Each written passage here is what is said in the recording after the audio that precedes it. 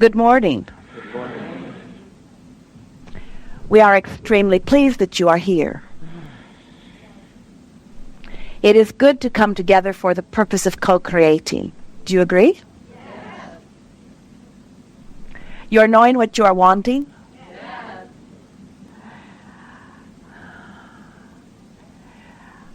You're coming to appreciate the contrast of your time and place?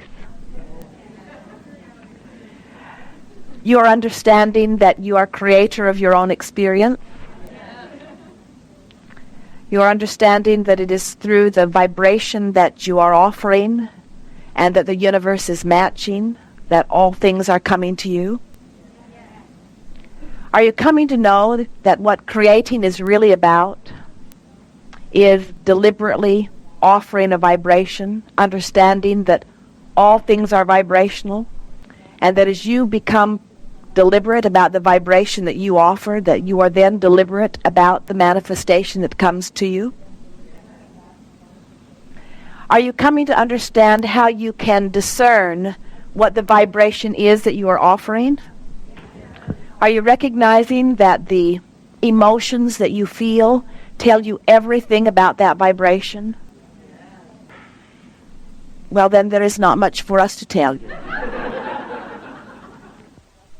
Because as you are understanding that you are vibrational beings and that you are living in a universe that is vibrationally based, and that you can tell by the way you feel what the content of your vibration is, then there are fewer and fewer surprises about what comes back to you.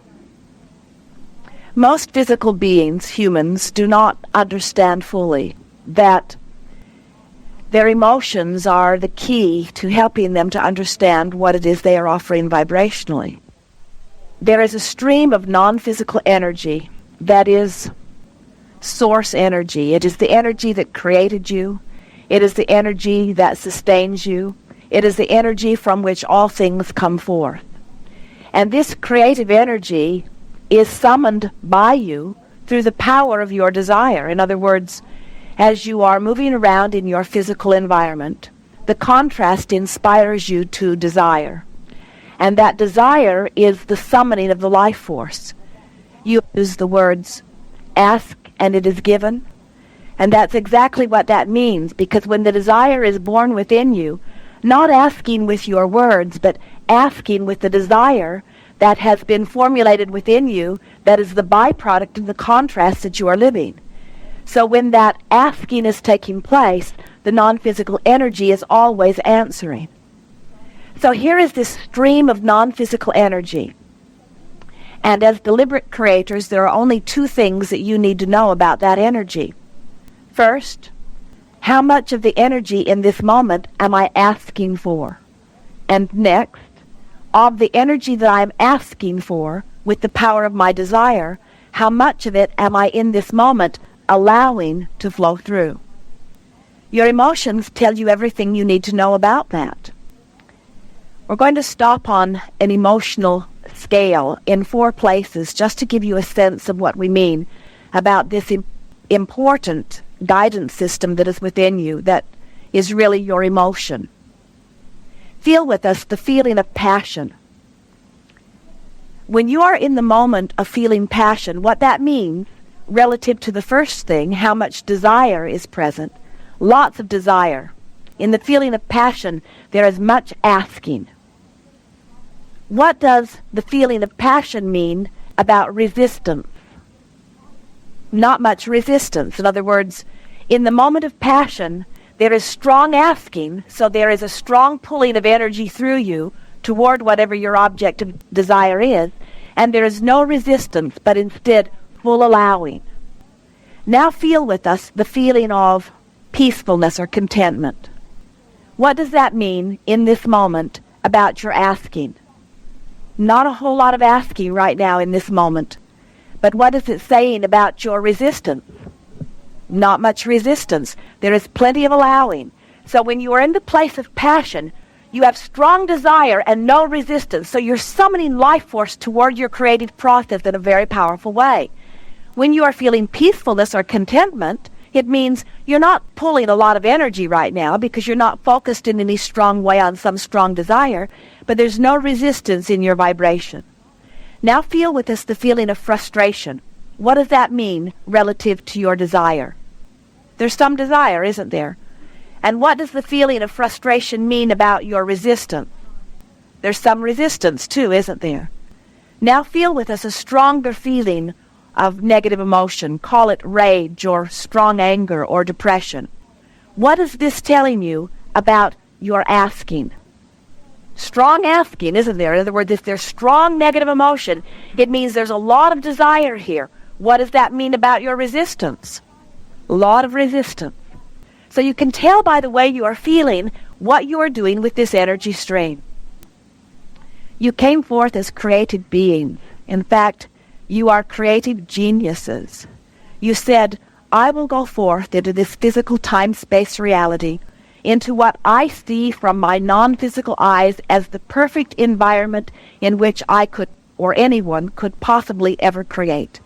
And as I look into this environment, the contrast will inspire me eternally to new desire. And in the moment the desire is born within me, I know that that desire will begin to summon non-physical energy. And it is my work, you said, from your non-physical vantage point, knowing that you are about to jump into a physical body. It is my work in this physical arena to let the contrast inspire the desire, and then I will work on staying in alignment with my desire. So it turns out that what a deliberate creator does is align energy within you.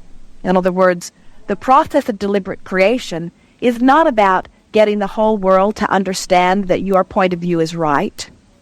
It's not about trying to get the whole world to agree on what is right.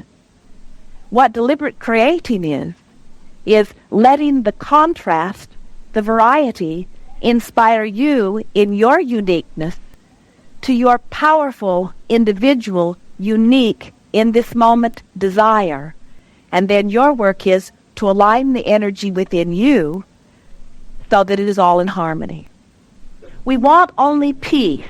Is not what you usually really mean by that is we want everybody to agree with everybody about everything.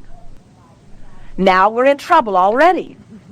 Because now we've got a huge body of people all thinking and believing and wanting the same thing, and now guess what? We're all dead in the water because not one new piece of desire can be born out of an environment like that.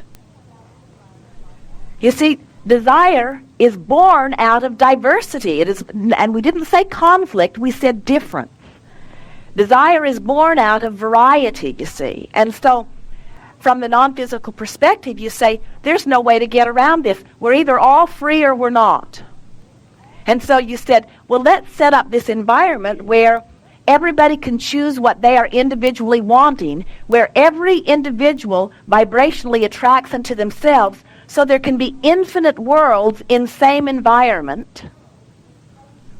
But what happens, we understand how the physical form comes to this desire for only peace, because you see, most people offer their vibration almost exclusively in response to something they are observing. So if they're observing good things, they have a nice vibrational response. But if they're observing bad things, then they have a response that they do not want. So then they conclude, well, we've got to get rid of all those bad things because I can't help but observe them if they exist. And we say, you don't have to get rid of those things that you do not want. Just selectively sift and look for what you are wanting. There's more in there. What more are you wanting to say? That wasn't a very good example, because I do appreciate the contrast, and actually am finding more humor in the contrast. Is that a good sign? I mean, to be... But I'm serious, though. Looking around at the planet and things that normally are considered negative, once you... and I've heard you say many times, are you appreciating the contrast? And we, as we're listening to the tapes, we kind of laugh, because it is difficult at first. And then, as it gets easier, you start actually finding the irony of everything and the kind of God's joke, I mean, it's there's humor in it. And so... that wasn't a very good example, and I'm really not wanting everybody to agree with me. I'm just asking in the sense of how wide a sphere of influence can we have, and where does that, where, Well, your influence. between creating in another's reality versus influencing others, and I think you get what I'm driving at. Your influence is powerful when you are connected to Source. In other words, when you see something and you line up your energy, you are in vibrational harmony with your Source as you're focused upon your object of desire. Your influence is powerful because you are influencing beings back to the harmony with Source. But when you are focused and therefore disconnected from your Source energy, now your influence is not as great. You are touching upon something that we really want to emphasize, and that is, and you're going to hear us talk about it a lot in these hours that we are together, because it's something that most don't fully understand, and it's the most important thing that we want you to understand. And that is that the contrast produces the desire, and that everything exists for that.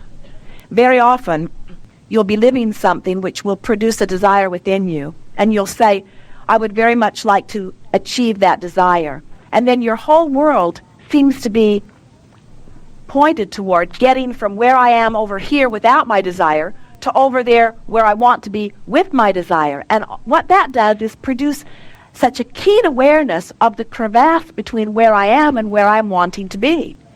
And when your awareness is so much on where you are relative to where you want to be, you're just pulsing that. I'm over here, I'm over here, I'm over here. I don't want to be over here, but I'm over here.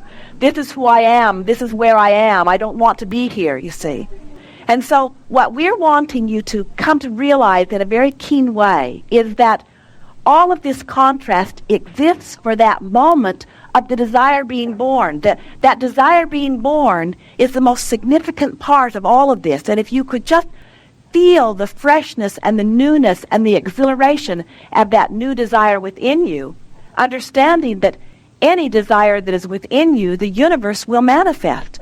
But you all are so convinced that you have to pay some price or perform some task in order to validate getting from here to over there, that almost the moment the desire is born, it becomes painful to you, you see. Where we want you to just start enjoying the desires as they pop up. You see, your work is not nearly as difficult as you all keep thinking that it is, because think about it, the natural setup of the environment in which you live says that the contrast will give birth to the desire. So that's not your work. You can't stop having desire. You live in an environment that constantly produces new desire within you. So you get no brownie points for desire. In other words, no stars on your chart, because it's a natural byproduct of the environment into which you are born. Law of attraction responds to your vibration, so you get no brownie points for the manifestation, because law of attraction is what's making that happen. So what is your work?